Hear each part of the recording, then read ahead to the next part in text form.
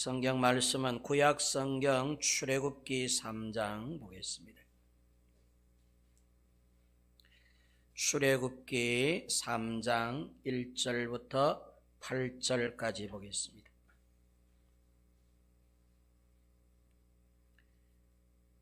구약 성경 84페이지 출애굽기 제3장 1절부터 8절까지 찾으신 줄로 알고 제가 봉독해 드리겠습니다. 모세가 그의 장인 미디안 제사장 이드로의 양떼를 치더니 그 떼를 광야 서쪽으로 인도하여 하나님의 산 호렙에 이르매 여호와의 사자가 떨기나무 가운데로부터 나오는 불꽃 안에서 그에게 나타나시니라. 그가 보니 떨기나무에 불이 붙었으나 그 떨기나무가 사라지지 아니하는지라. 이에 모세가 이르되 내가 돌이켜 가서 이 큰 광경을 보리라. 이 큰 광경을 보리라. 떨기나무가 어찌하여 타지 아니하는고 하니 그때에 여호와께서 그가 보려고 돌이켜 오는 것을 보신지라. 하나님이 떨기나무 가운데서 그를 불러 이르시되 모세야 모세야 하시매 그가 이르되 내가 여기 있나이다. 하나님이 이르시되 이리로 가까이 오지 말라. 내가 선 곳은 거룩한 땅이니 내 발에서 신을 벗으라. 또 이르시되 나는 내 조상의 하나님이니 아브라함의 하나님, 이삭의 하나님, 야곱의 하나님이니라.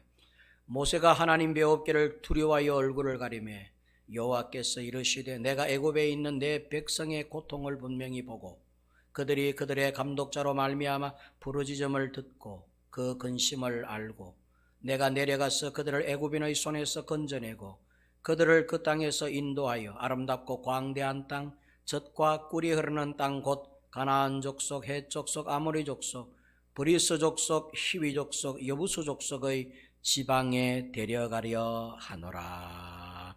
아멘. 우리 말씀을 듣기에 앞서 한번 따라하겠습니다. 이 큰 광경을 보리라. 다시 한번 따라합니다. 이 큰 광경을 보리라. 한번 따라합니다. 이 큰 광경. 네, 이 큰 광경을 보리라. 오늘은 이 큰 광경이라고 하는 말씀을 조금 주목하여 보려고 합니다. 먼저 여러분, 떨기나무는 아라비아어로 산트라고 하는 말이에요. 일종의 이집트산 아카시아 나무라고 생각하면 됩니다. 물론 우리 대한민국처럼 큰 아카시아 나무가 아닌, 여러분 아카시아 나무 다 알고 계시죠? 자, 여러분 좀 웃어보세요. 왜 이렇게 다 이렇게 얼굴이 다 이렇게 내가 마스크를 껴도 다 알고 있어. 왜 이렇게 좀 죽을 상이에요? 예, 이렇게 한번 눈만 보면 알아. 웃는 건지 화냈는 건지 다 알아. 한번 웃어보세요. 웃어보세요. 아무리 코로나가 힘들어도 웃어보세요. 저 히터를 좀 끄면 좋겠어요. 히터를 좀 꺼버리세요. 우리나라의 아카시아 나무는 굉장히 크고 또 아카시아 꽃잎도 피고 아카시아 가면은 또 꿀 유명하지 않습니까? 수많은 벌들이 이렇게 날아다니면서 또 이렇게 꿀을 채집하는, 꿀이 많이 나는, 우리 아카시아 송이는 우리 옛날에 많이 먹기도 했지, 어린 시절에. 요즘은 뭐 길가에 먼지가 이렇게 많이 묻어가지고 이렇게 잘 먹지를 못하지만 저 깊은 산중에 있는 이런 아카시아 나무는 지금도 그 열매를 따먹습니다. 굉장히 맛이 있습니다. 우리 어릴 적에는 아카시아 그 열매를 많이 따먹었습니다. 요즘 우리 젊은 친구들은 아마 그 상상을 못할 거예요. 꽃잎이 얼마나 달싹하고 맛있는지. 그거는 먹어도 되거든요. 그래서 아카시아 열매를 많이 따먹었는데, 물론 이 떨기나무는 이집트산 아카시아 나무지만 그런 종류의 나무는 아니에요. 그만큼 거창하고 건강한 그런 큰 나무가 아닙니다. 다만 우리 한국의 아카시아 나무처럼 이파리나 이런 게 조금 비슷하다 하여 그렇게 이제 붙여진 이름입니다.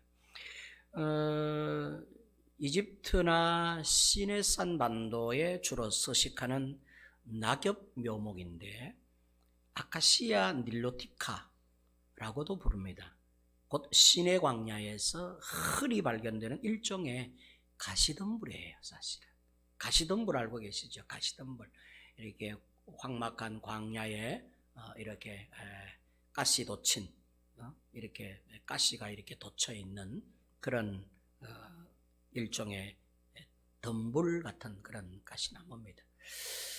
이 떨기나무는 어떤 주위에 우리가 생각하는 그런 일반적인 고상하고 당당한 나무들과는 달리 대조적으로 아주 앙상하고 또 볼품이 없는 그렇게 가시 돋친 나무가 이 떨기나무라고 하는 것이에요.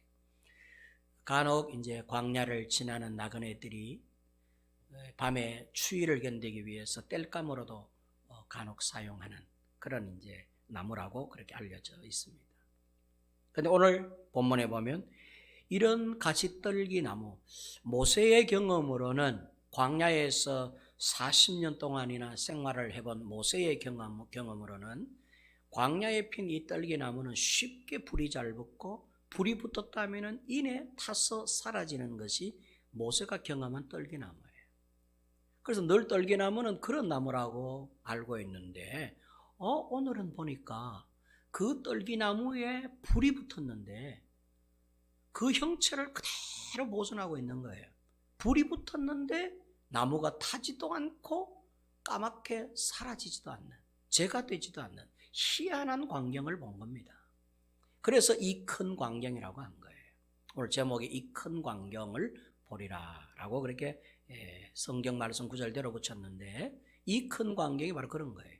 떨기나무는 쉽게 불타서 금방 사라져 버려야 되는데 불이 붙었는데 오랜 시간 동안 활활 불이 타오르는데 도대체 형체는 그대로 존속하는, 나무가 타지도 않고 까맣게 변하지도 않고 재로도 사라지지 않는, 그야말로 그대로의 나무에, 그 떨기나무에 불이 붙어 있는 이런 어떤 희한한 광경을 목격하게 된 겁니다. 그래서 모세가 이 큰 광경을 가까이 가서 봐야 되겠다 이렇게 생각하고 이제 가까이로 접근하는 것이죠. 성도 여러분, 사실은 이 떨기나무는 어떤 의미로 보면 모세 자신을 가리키는 거예요. 하나님께서 모세를 네가 바로 이 떨기나무 같은 존재야 라고 하는 어떤 메시지를 담고 떨기나무에 불붙은 그 광경 가운데에 아마 하나님이 임재하신 것 같아요. 그러니까 첫째는 모세를 가리켜요. 모세는 여러분 과거에는 굉장히 기세등등 살기등등했던 사람입니다.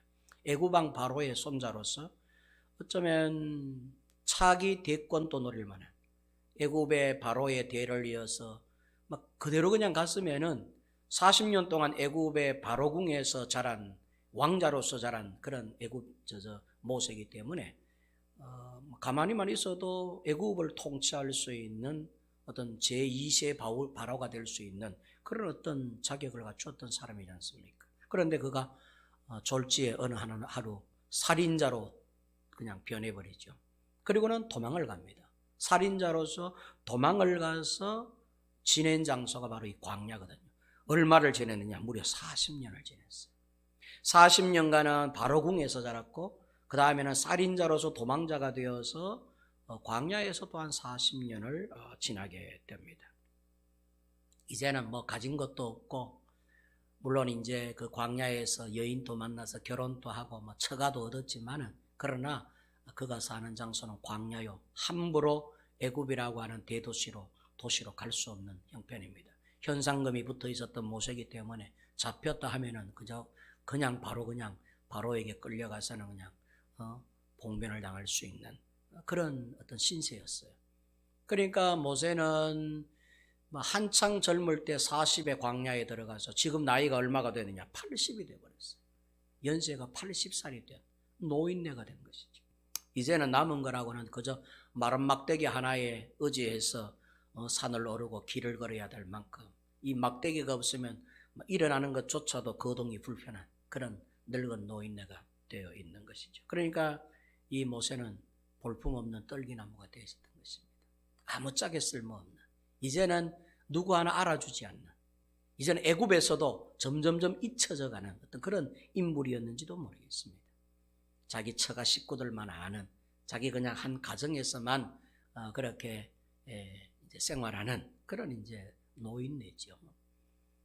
광야에서 인생 다 보내고 좋은 인생, 좋은 세월 다 보내고 늙어버린 연약한 늙은 노인네, 지팡이 하나에 의지하여 살아가는, 어떤 의미로 보면 떨기나무와 같은 그런 참 연약하고 볼품없는 그런 인생입니다. 하나님은 그걸 묘사하시는 것 같아요.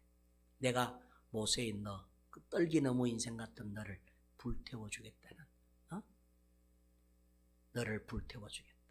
꺼지지 않는, 타지 않는, 영원히 존재하는 불로서 너를 태워주겠다. 그런 떨기나무 되게 하리라라고 하는 어떤 메시지를 안고 있는 게 아닌가, 첫 번째 생각할 수 있고, 두 번째는 이 떨기나무는 어떤 의미로 이스라엘 백성들을 가리키는 말이에요. 이스라엘 백성들은 지금 430여 년 동안 노예로, 애굽의 노예로 생활을 하고 있습니다. 그들에게는 힘도 없고 아무것도 없어요. 살 희망도 안 보이는 것이죠. 430여 년 동안이나 애굽의 종 노릇을 했으니까 아마 이 종에 익숙해져 있는 그런 어떤 의미로 막 희망 없는 인생을 살아가는 사람들, 연약하기 짝이 없는 사람들, 너무나 나약한 그런 이스라엘을 상징하는 표현이 아니냐, 떨기나무가. 왜 떨기나무에 불이 붙었는데 꺼지지 않느냐, 왜 그 광경으로 모세를 불러 들였느냐 할 때 이제 이런 메시지를 갖고 있는 것이죠. 이스라엘은 떨기나무와 같은 백성들이다. 그런데 내가 떨기나무 같은 앙상하여 볼품이 없는 아무짝에 쓸모없어 보이는 저 이스라엘 백성들을 내가 불태워주겠다. 내가 불이 되어서 떨기나무를 활활 타는, 형체는 그대로 존재하지만 영원히 타서 사라지지 않는, 영원히 존재하는 그런 백성들로 내가 삼아주겠다라고 하는 어떤 의미를 담은 그런 표현이 아닐까, 그렇게 두 번째 생각해 볼 수 있습니다. 세 번째는 떨기나무는 장차 이 땅에 임하실 예수 그리스도를 상징한다고 볼 수 있습니다. 특히 불붙은 떨기나무 가운데 임하신 하나님의 임재는 곧 후일 죄 중에 신음하던 인류를 구속하시기 위해 이 땅에 성육신하신, 인카네이션 하신 예수님 임마누엘 사건, 이것을 사실 예표하는 그림자적 사건이 바로 이 떨기나무에 불붙은 사건이에요. 구속사적으로는 그렇게 봐요. 이게 정확한 표현이에요, 사실은. 출애굽기의 역사는 곧 예수님께서 죄로부터 우리를 출애굽시킬 사건을 연상하는 것이거든요. 이 출애굽기 3장은 곧 마태복음 1장 2장의 아기 예수님의 탄생과 사실 연결지어서 우리가 이해를 해야 돼요. 모세는 이스라엘 백성들을 출애굽시키지만 예수님은 죄라고 하는 이 억압된 애굽으로부터 우리를 탈출시키는, 출애굽시키시는 분으로서 이 땅에 처음 인카네이션 하신 것이죠. 성육신 하신 것이죠. 그러니까 이 예수님을 불태우겠다는 거지. 하나님이 이 예수 안에 불로서 계시겠다는 거예요. 불은 곧 성령을 가리키기도 하거든요. 예수님은 성령화 되어 계신 분이지 않습니까? 성령으로 기름을 붓고 성령으로 비둘기같이 임하신 그 성령의 기름을 붓고 그때부터 하나님의 사역을, 공생의 사역을 감당하셨어요. 예수님은 언제나 성령으로 충만하신 분이셨어요. 성령의 불덩어리가 그 가운데 계시죠. 성령의 불로서 태워진 분이 누구냐? 예수님이셨어요. 예수님은 성령의 불로 태워져 있었지만 절대 꺼지지 않는, 타지 않는, 사라지지 않는 분이 누구냐? 예수 그리스도예요.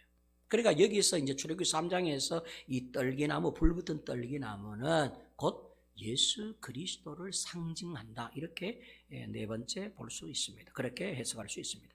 네 번째는 떨기나무는 오늘날 교회를 상징한다고 볼 수 있습니다. 하나님이 교회를 불태우겠다는 거예요. 교회는 성령이 내주하신 곳입니다. 교회는 우리가 세워가는 게 아니에요. 교회는 성령님이 성령의 불로 감당하시고 교회를 태워가시고 성령의 불로 이끌어 가시는 것이 교회예요. 사도 바울은 예수 믿고 나서 그가 33년의 여생을, 예수 믿은 후 33년의 여생을 복음에 투자를 했는데 복음에 투자한 주사역 가운데 하나가 교회를 세우는 일이었어요. 가는 곳곳마다 교회를 세웠어요. 교회가 바로 하나님이 불태우시는 떨기나무라는 걸 바울이 알았던 것이죠.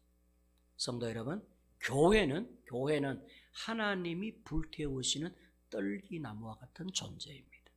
마지막으로 다섯 번째는 바로 성도 한 사람 한 사람이 떨기나무예요. 제가 떨기나무고 여러분들 한 사람 한 사람이 떨기나무인 것입니다.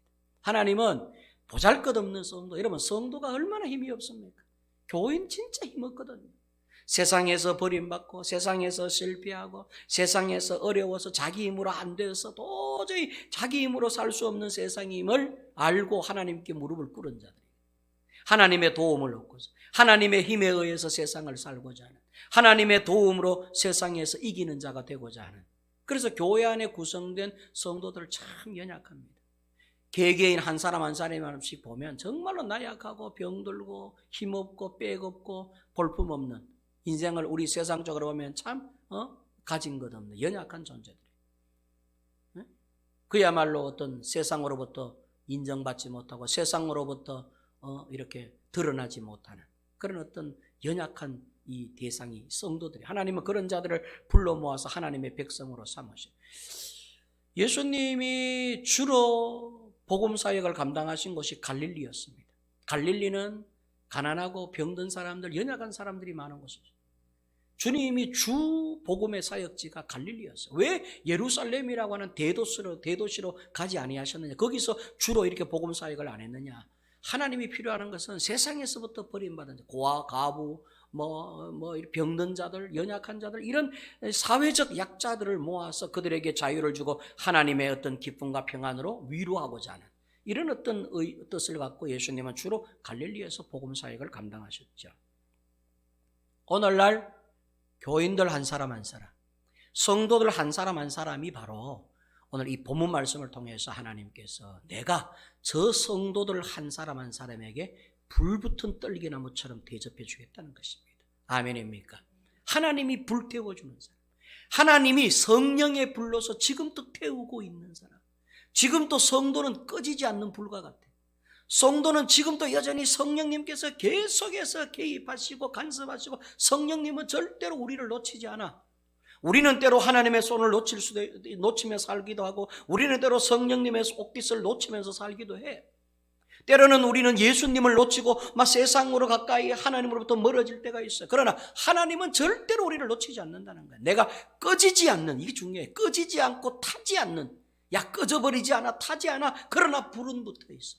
활활 불타는 떨기나무로 내가 성도 한 사람 한 사람을 그렇게 불태우겠다는 그런 어떤 메시지를 안고 모세를 지금 이제 이렇게 부르고 계시는 것이죠. 그래서 불붙은 떨기나무는 마지막으로는 저와 여러분들을 가리키는 말입니다. 아멘입니까? 꼭 기억하셔야 돼요.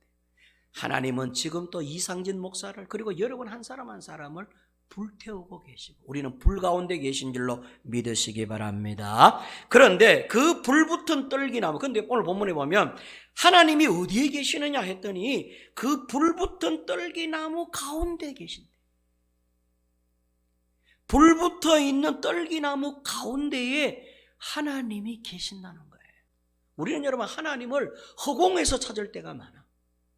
하나님을 무슨 대기나 이런 공중에서 하나님이 막 돌아다니셔, 하나님이 훨훨 날아다니시다가 내가 탁 잡으면 하나님이 잡힐 것처럼, 하나님이 막 딴 데로 볼 보러 가시다가 하나님 하면 하나님 깜짝 놀래가 온약하고는 내 곁으로 막 내려오는 것처럼 하나님을 허공에다가 찾는 경우가 많아. 아니, 하나님은 어디 계셨느냐?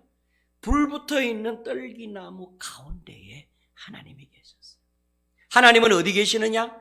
불붙어 타지 않는 모세 가운데 하나님이 계셨어요. 하나님은 어디 계셨느냐? 연약하기 짝이 없는 이스라엘 백성들 가운데에 40년 동안 하나님이 불로서 그들 가운데 거하고 계셨어요. 하나님은 어디 계시느냐? 예수 그리스도라고 하는 성령의 불이 타 계시는, 활활 타오르고 계시는 예수 안에 하나님이 계시고 계셨어요. 하나님은 어디 계시느냐? 교회 안에 계시죠. 아멘입니까? 성스러운 교회 안에 하나님은 계시는. 그래서 이 예배당 안은 이게 아무것도 아닌 것 같잖아. 그냥 이건 뭐 우리가 지금은 뭐 교회로서 쓰니까 교회지, 우리가 교회를 딴 데로 이사가고 이게 건물이 팔렸어. 그럼 이건 뭐 식당이 될 수도 있고 이건 뭐 다른 용도로 사용될 수 있어요. 근데 봤어요. 지금은 이 건물이 교회로서 사용되니 교회 예배당이 되어 있어요. 근데 봐요. 예배당 저 성전 문 열고 이 안으로 들어오기가 쉽지가 않아요. 성전 밖과 성전 안은 큰 차이가 있어요. 우리 성도들인 우리는 하나님을 아버지라고 섬기고 하나님의 자녀가 된 관계이기 때문에 저 성전문을 열고 우리 들락날락할 때 쉽게 들락날락하지만은 특히 불신자들 같은 경우에는 성전문 잘 못 들어와요. 우리 할아버지들 청소하러 다니시잖아요. 성전에 한번 들어오세요 하면 죽어도 안 들어와. 왜? 겁이 나서 못 들어오는 거예요. 뭐 이 안에 들어오면 막 죽을 것 같은 거야. 자기의 죄가 막 다 드러날 것 같은 거야. 하나님이 막 한 대 이 나쁜 놈하고 막 쥐어박을 것 같은 거야. 그러니까 예배당 안으로 들어오시라 하면 안 들어와요. 밖에서 이야기하지. 왜 그럴까? 할 때 여러분, 이 안은 거룩하신 하나님이 영적으로 계시는 곳이기 때문에 그들이 들어가는 것입니다. 이건 영적인 문제이거든. 하나님은 어디 계시느냐? 제 안에 계시고 여러분 안에 계시는 줄로 믿으시기 바랍니다. 성도 한 사람 한 사람 안에 불붙은 떨기나무, 여러분 떨기나무에 불이 확 붙었는데 하나님이 오른쪽 편에서 혹은 왼쪽 편에서 아니면 불꽃덩이 저 뒤편에서 모세야 하고 이렇게 나타나실 것 같은데 아니었어요. 바로 그 불타는 떨기나무 가운데에 하나님이 계셔서 모세야 하는데 그 음성이 그 안에서 들려오는 거예요. 여러분, 이것은 하나님이 굉장히 중요한 메시지를 주는 거예요. 곧 떨기나무와 같은 우리들 안에 하나님이 내재해 계신다는 말씀입니다. 요한복음 1장 4절에 보니까 그 안에 생명이 있었으니, 그래서 그 안에 생명 하나님이 있었으니 이 하나님은 사람들의 빛이라고 그러셨어요. 그 안에 생명이 있었다고 그랬어요. 요한복음 10장 38절에 내가 행하거든 나를 믿지 아니할지라도 내가 행하거든 나를 믿지 아니할지라도 그 일은 믿으라. 그러면 너희가 아버지께서 내 안에 계시고 내가 아버지 안에 있음을 깨달아 알리라 라고 하셨어요. 내 안에 아버지께서 계시고 라고 말씀하셨어요. 요한복음 14장 10절이야. 내가 아버지 안에 거하고 아버지는 내 안에 계신 것을 네가 믿지 아니하느냐. 내가 너희에게 이르는 말은 스스로 하는 것이 아니라 아버지께서 내 안에 계셔서 그의 일을 하는 것이라. 내가 아버지 안에 거하고 아버지께서 내 안에 계심을 믿으라. 그렇지 못하겠거든 행하던 나의 이 일로 말미암아 그를 믿을지어다. 이렇게 말씀하고 계셔요. 예수님은 자주 말씀하셨어요. 내 안에 떨기나무와 같은 너희들이 볼 때 마른 막대기 받아도 못하고 갈릴리에서 무슨 선한 것이 날 수 있겠냐. 갈릴리에서 태어나셨어요. 인간적인 눈으로 볼 때 선한 것이 아니다. 이거 예수님은 볼품도 없고 흠문할 모양도 없다고 그랬어요. 그런 예수 안에 아버지께서 계신다. 하나님 아버지가 그 안에 계시니 무리를 걸으시고 바람을 잔잔케 하시고 나무를 여러분 저주하시기도 하셨어요. 죽은 자를 살려내시고 누구만이 할 수 있느냐? 하나님만이 하실 수 있는 것이거든요. 예수 안에 하나님이, 불붙은 떨기나무이신 예수 안에 하나님이 계시듯 불붙은 성도들 안에 하나님이 계시는 줄로 여러분 믿으시기를 바랍니다. 요한복음 14장 20절에 그날에는 내가 아버지 안에 너희가 내 안에 내가 너희 안에 있는 것을 너희가 알리라. 우리가 하나님 안에 있고 하나님이 우리 안에 있는 것을 너희가 알게 될 것이다 라고 마지막 때는 그날이 온다고 말씀하셨어요. 요한복음 15장 4절에 내 안에 거하라. 나도 너희 안에 거하리라. 가지가 포도나무에 붙어있지 아니하면 스스로 열매를 맺을 수 없음같이 너희도 내 안에 있지 아니하면 그러하리라 라고 말씀하셨어요. 포도나무 안에 하나님이 계신 그 안에 우리가 있어야 되고 우리 안에 포도나무가 있으니 우리가 곧 포도나무라는 것이에요. 포도나무의 진액, 하나님의 진액을 빨아먹는 우리가 바로 그 안에서, 우리 안에서 나오는 그 하나님의 그 말씀과 그 은혜와 하나님의 그 뜻과 하나님의 그 원하심을 우리가 먹고 하나님의 그 어떤 능력을 우리가 먹으니 우리가 포도나무가 되어서 선한 열매를 맺는다는 말씀이에요. 저와 여러분들 안에 하나님이 계신 줄로 믿으시기 바랍니다. 하나님을 허공에다가 찾으면 안 돼. 하나님 어디 계세요? 하고 벌 꺼놓고 작은 방에 들어갔다가 큰 방에 갔다가 이쪽 방에 갔다가 부엌에 갔다가 할 필요가 없어요. 하나님은 여러분 안에 있기 때문에 여러분이 속으로 말하고 여러분이 속으로 기도하고 속으로 찬양하고 여러분이 마음으로 하는 그 말을 여러분 안에 계신 하나님이 다 듣는다는 것을 기억해요. 하나님은 가장 가까이에 계신 분이라서 우리의 속마음도 그분께는 절대로 속일 수가 없고 그 마음도 들추어진다는 걸 기억해야 돼. 속으로 생각하는 것, 속으로 품은 마음들은 하나님은 모르겠지. 천만의 말씀 하나님이 그 안에 계신 것을, 하나님이 내 안에 계시기에 내 안에 사는 모든 말들, 내 안에 사는 모든 마음먹음들, 내 안에 사는 모든 생각들조차도 하나님께서 낱낱이 알고 계신다는 걸 기억해. 하나님을 딴 데서 찾을 필요가 없어. 기도원에 가서 찾을 필요가 없어. 예배당까지 올 필요가 없어. 여러분 안에, 떨기나무 가운데에 계신 하나님이 여러분들 안에 계심을 믿으시고 그분을 찬양하고 예배하고 기도하며 살아가는 여러분 모두가 되시기를 주의로 축원합니다. 불붙은 떨기나무 가운데 계신 하나님은 어떤 하나님이냐? 그러면 이 하나님은 어떤 하나님이냐? 한번 따라할까요? 역사하시는 하나님. 다시 한번 살아계셔서 활동하시는 하나님. 무슨 하나님? 무슨 하나님? 활동하는 하나님. 이게 중요해요. 따라합니다. 활동하시는 하나님. 활동하시는 하나님. 하나님이라고 하는 단어가 엘로힘이에요. 성경에 이제 구약성경에 보면 하나님 단어 많이 나와요. 여호와 하나님, 나의 하나님, 우리 하나님, 이스라엘 하나님이라고 하는 단어는 전부 엘로힘이라고 나와요. 거의 다 엘로힘. 따라합니다. 엘로힘. 원래 하나님의 조남은 야훼이세요. 여호와 야훼. 근데 야훼라고 하는 말은 이스라엘 백성들 함부로 부르는 단어가 아니에요. 여호와의 이름을 망령되이 일컫지 말라 하셨기 때문에 야훼라고 함부로 말하면, 야훼라고 함부로 했다고는 큰일 나요. 근데 언젠가 말씀드렸나요? 야훼라고 하는 단어가 YHWH예요.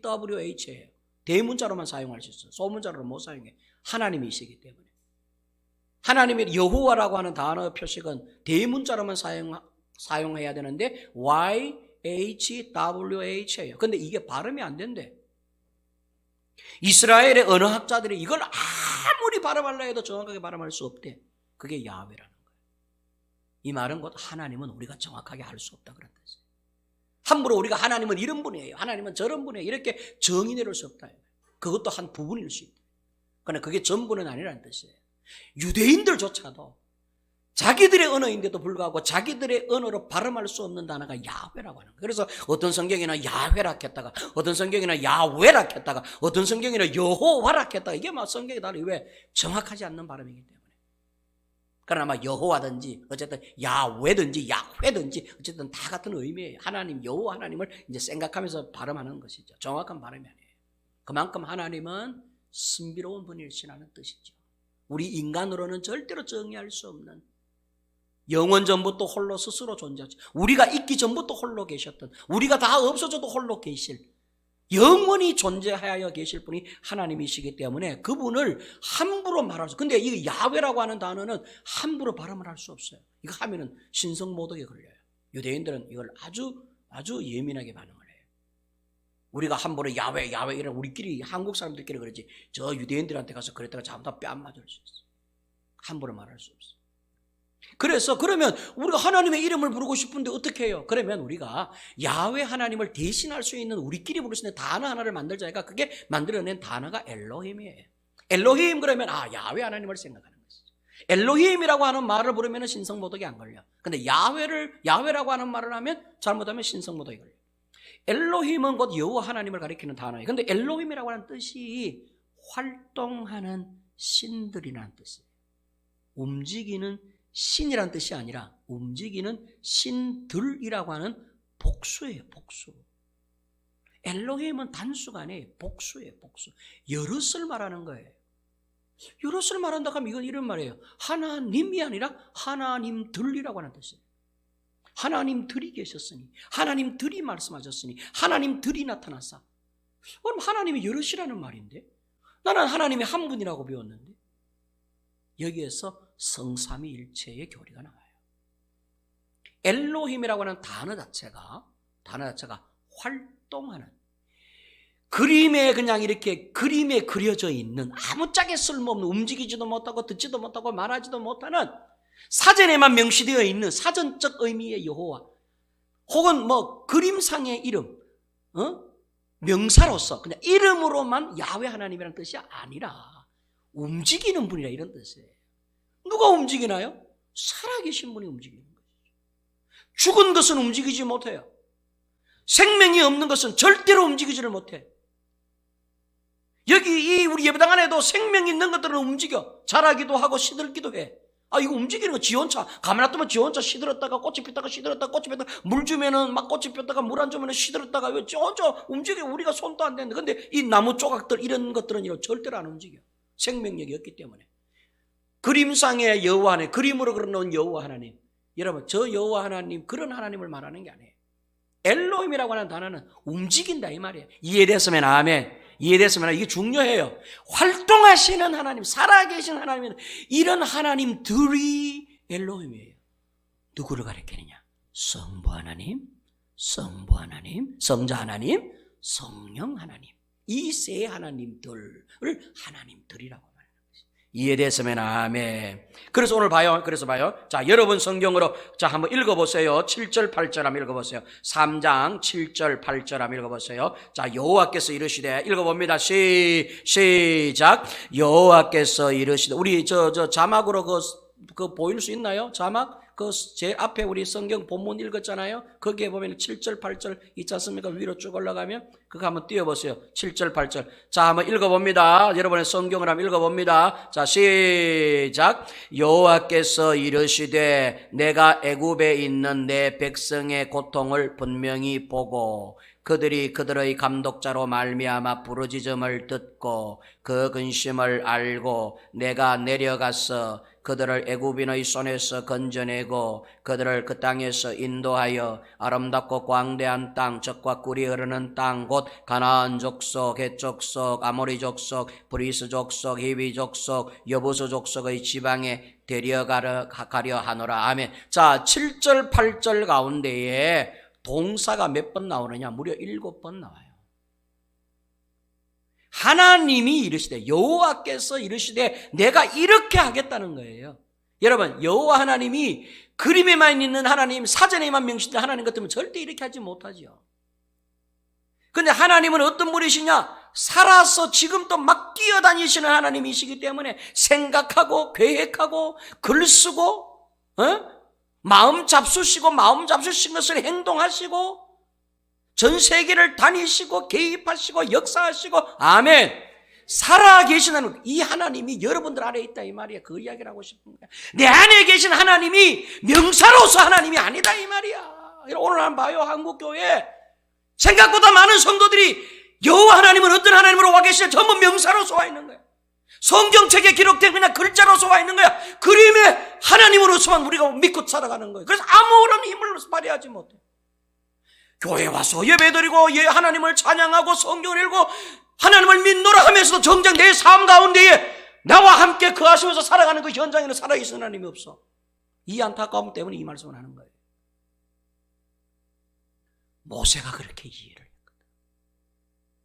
하나님은 죽으신 하나님으로, 하나님은 아무것도 하지 못하는 분으로 이해하고 있었거든. 그런 모세에게 내가 누군 줄 가르쳐 주겠다 하면서 모세에게 또박또박 말씀하시기를 여호와께서 이르시되 네가 하라는 게 아니에요. 우리 보고 하라는 게 아니야. 내가 네 안에서 행하는데 뭘 행하느냐 보세요. 내가 애굽에 있는 내 백성의 고통을 분명히 보았다는 거예요. 여러분 그림이 볼 수 있나요? 사전에 명시된 것이 여러분 무슨 사물을 볼 수 있나요? 근데 보세요. 하나님은 그걸 보았다. 그들이 그들의 감독자로 말미암아 부르짖는 소리를 듣고 그 근심을 알고 내가 내려가서 그들을 애굽인의 손에서 건져내고 그들을 그 땅에서 인도하여 아름답고 광대한 땅, 젖과 꿀이 흐르는 땅 내려가서 그 지방에 데려가려 하노라. 아멘. 7번이나 기록했어. 내가 하겠다는 거예요. 너는 그냥 내가 시키는 일만 하라는 거예요. 그러면 나머지 일은 내가 다 처리할 테니까 너는 그냥 내가 직접 애굽 바로에게 나타나서 그에게 말을 해야 되는데 내가 너를 세워서 말하겠다는 거예요. 하나님은 죄인을 상대 안 하니까. 여러분 생각해 보세요. 하나님은 죄인 그거 상대 안 해. 우리 죄가 용서 못 받으면 하나님 우리 상대 아니에요. 애굽왕 하나님이 상대할 존재가 아니에요. 그래서 모세를 세워서 하겠다는 거예요. 사람을 대표로 해서 네가 가서 내 말을 그대로 전하고, 네가 가서 내가 하고 싶은 것을 하고, 네가 가서 내가 하고 싶은 10가지 재앙을 네가 보여라. 그건 네가 보내니까 내가 보내는 거야. 내가 10가지 재앙을 보여주는 거야. 홍해 너가 가르는 게 아니야. 내가 가르는 거야. 지팡이만 대라. 홍해 바다는 내가 갈라준다. 그게 이러면 하나님께서 하고 싶은 말씀이에요.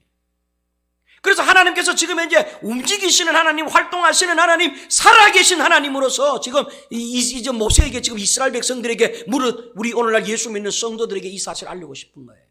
내가 7번의 동사를 이야기하면서까지 이들을 이렇게 하겠다. 하나님은 어떤 분이시냐? 자, 여러분 보세요. 저와 여러분들이 믿는 그 하나님, 이런 하나님이 도대체 여러분 어떤 하나님으로 우리에게 와가게?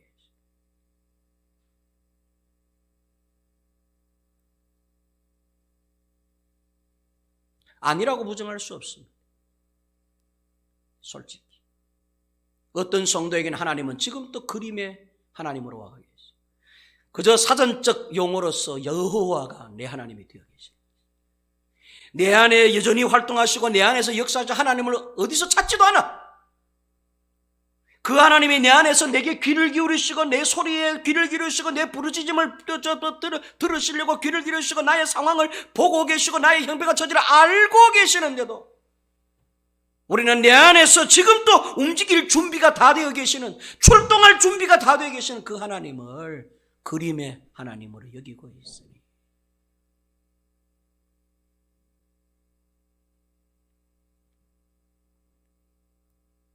그래서 하나님은 봐요.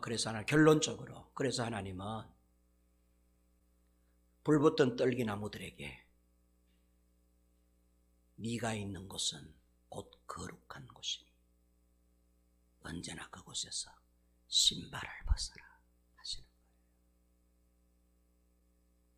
신발을 벗는다는 것은 과거 팔레스틴 고대 근동 지방에서는 노예는 절대로 못 신다. 종은 신발을 신을 수 없어요. 주인만이 신는 게 신발이에요. 모세가 신발을 신고 하나님 앞에 걸어오고 있었거든. 신발 벗어. 이 말은 네가 주인이 아니야. 내가 너의 주인이야.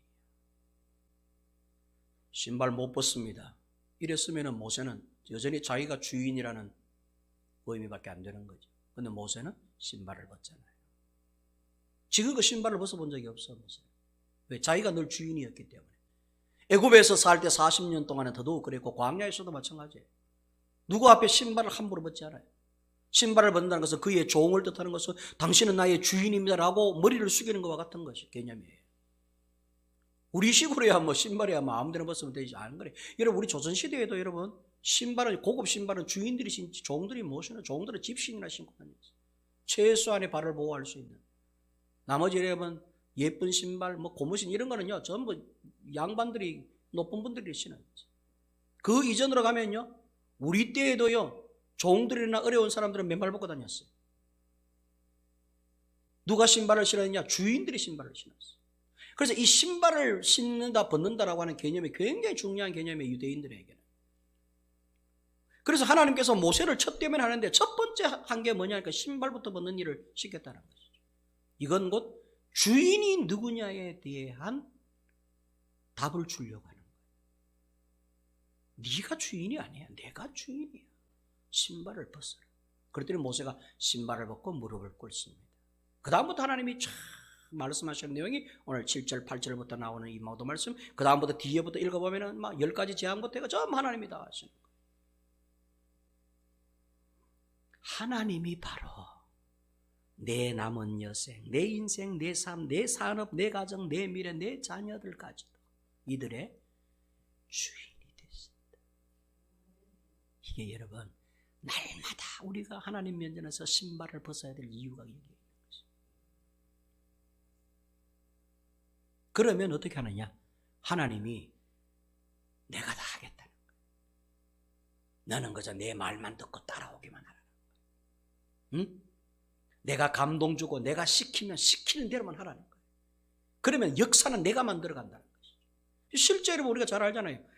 출애굽 이후 여러분 이 광야 40년을 지나면서까지 가나안 목전까지 하나님께서 보여주신 이스라엘 백성들에게 보여주신 놀라운 이 하나님의 일들은 모세가 한 거는 하나도 없었어요. 전부 하나님이 하신 거예요. 모세는 그저 지팡이에 불과했었어요. 모세의 손에 든 지팡이처럼 하나님께는 모세가 지팡이였어요. 하나님이 하고 싶은 대로 쩍쩍 그리는 지팡이에 불과했어요. 홍해바다를 가르고 싶으면 홍해바다를 쫙 하나님이 모세를 들어가지고 모세 지팡이를 갖고 가르고 하셨던 거죠. 여러분 이 싸움에서 신발을 벗는 여러분 이 싸움에서 우리가 승리하지 못하면은 그림에 있는 하나님, 사전에나 명시되어 있는 명사로서의 하나님만 여기며 살아가는 거예요. 평생토록 죽을 때까지.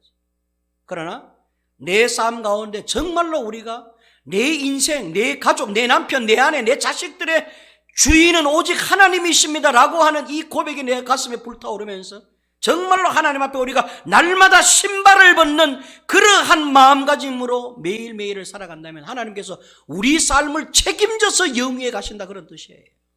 데려가려 하노라 그러셨어요. 젖과 꿀이 흐르는 땅으로 내가 데려가리라 라고 하나님께 자신 있게 말씀하고 계시는데도 하나님은 우리에게 엘로힘, 움직이는 신들로서 우리에게 존재해 계시는 게 아니라 성경에나 명시되어 있는 그냥 글자로서 하나님으로만 우리에게 있다면 가장 불쌍하게 믿음 생활하는 존재가 되고 살아계신 하나님을 어떻게 내가 경험할 수 있습니까? 신발을 벗어야 경험할 수 있어요.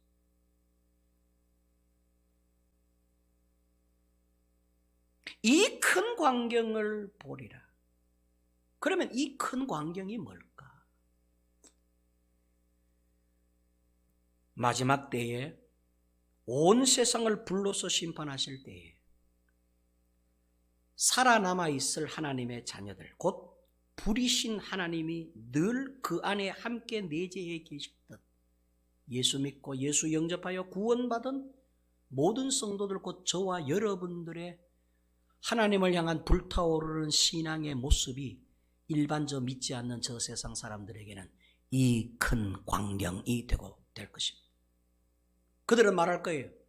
예수 안에서 죽지 않는 저들, 영원히 사라지지 않는, 우리는 사라지는데 하나님을 알지 못하는, 주를 함부로 멸시하면서 천대하는 저들은 분명히 불타서 사라지고 말 거예요. 영원토록 꺼지지 않는 음부에 떨어져서 불 가운데 고통을 받을 거예요. 이 땅에서는 사라지지만 영원한 고통으로 들어가게 될 거예요. 그런데 보세요. 성도는, 하나님이 불태우는 성도는 절대 꺼지지 않고 사라지지 않는다. 어떤 심판, 어떤 징계가 너희들에게 와도 하나님이 불태우고, 하나님이 살아계신 하나님이 그 안에 계셔서 지금 또 그를 천국으로 데려가기 위해서 만들어가고 계시는 성도 한 사람 한 사람, 불붙은 성도 한 사람 한 사람이 세상 사람들이 볼 때 가장 큰 구경거리가 될 것이라는 말씀이에요. 내가 이 큰 광경을 지켜보리라.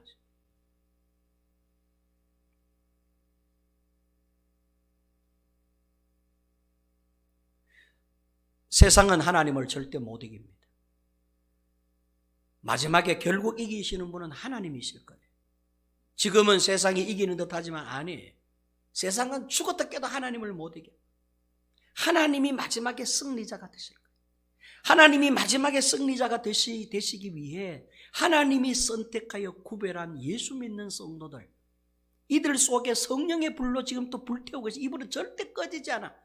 세상에 그 어떤 물로도 꺼뜨릴 수 없어. 어떤 환경으로도 꺼뜨려서 죽음이나 칼이나 적신이나 기근이나 환난이나 공고나 그 어떤 것으로도 우리 안에 계신 예수 그리스도 안에 계신 하나님의 사랑을 하나님 안에 있는 우리를 끊어버릴 수 없으리라고 하면서 로마서 이거 바울의 고백과 같이 우리는 불타는 떨기나무가 되어 하나님이 지금도 역사하시고 우리 가운데서 활동하시고 계시는 그런 성도들이 되어 세상이 볼 때 이 큰 광경이 될 줄로 믿습니다. 이번 한 주간 여러분들은 어떤 하나님을 모시면서 살 것입니까? 7절 8절에서 7번이나 동사로 나타나시는 하나님, 동사로 당신을 설명하시는 하나님, 지금 또 우리 가운데 여러분 삶 가운데서 여러분들이 신발을 벗고 주인으로만 하나님을 인정할 수만 있다면 하나님은 지금 또 활동하시면서 살아계셔서 여러분들의 삶을 움직이시고 역사하실 그 하나님이 오늘 또 여러분들 안에 있다는 걸 꼭 기억하고, 이 큰 광경에 실제 체험자들이 되시기를 주님의 이름으로 축원합니다. 축원합니다. 은혜로우신 하나님 아버지, 귀하시는 종을 감사합니다. 불붙은 떨기나무인 저희들, 지금 또 우리 안에서 살아계셔서 역사하시는 그 하나님의, 그 움직이시고 활동하시는 그 하나님을 바라보며 우리가 어디에서 어떤 장소에 있든지 누구 앞에 있든지 신발을 벗고 하나님을 주인으로 모시는 저희가 되게 하여 주시옵소서. 그래서 무엇을 하든지 먼저 하나님께 여쭈어보고 결정하는 저희가 되게 해 주옵소서. 내가 주인이 아니기 때문에 주인이신 하나님께 여쭈어보고 결정하고 나아가는 종들인 저희들의 삶들이 되게 해 주옵소서. 그렇게 신발을 벗고 살아가면 주인이신 하나님께서 오늘도 우리 곁에서 우리 안에서 활동하시면서 살아 역사하시는 줄로 믿습니다. 그 하나님을 날마다 체험하며 살아가는 불붙은 떨기나무들이 다 될 수 있도록 주여 역사하여 주옵소서. 예수님의 이름으로 기도하옵나이다. 아멘.